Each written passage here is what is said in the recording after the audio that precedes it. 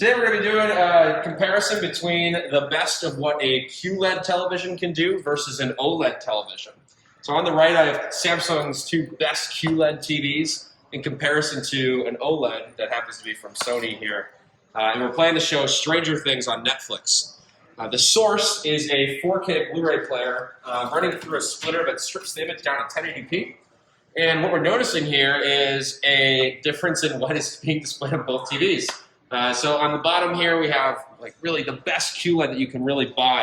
And you'll notice that this starry night background is actually not being shown really at all. Even if you get up close, you'll notice how the panel actually really does have a little bit shown, but not actually quite a bit at all. And the difference is very, very dramatic.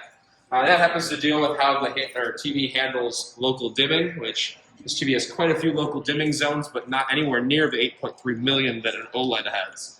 As we continue the scene onwards, you'll notice how when the TV does figure out what it has to do with its backlighting, once it catches up, the TV is much grayer in the background because of how that local dimming is applied. And the image is not only gray where it should be black, it's also a lot grainier, and denoising is not happening as well as it should.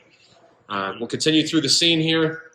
One thing to notice on this show, it's shot in an 80s aesthetic. It's got a very 80s vibe to it, so warmer color tones, darker environments.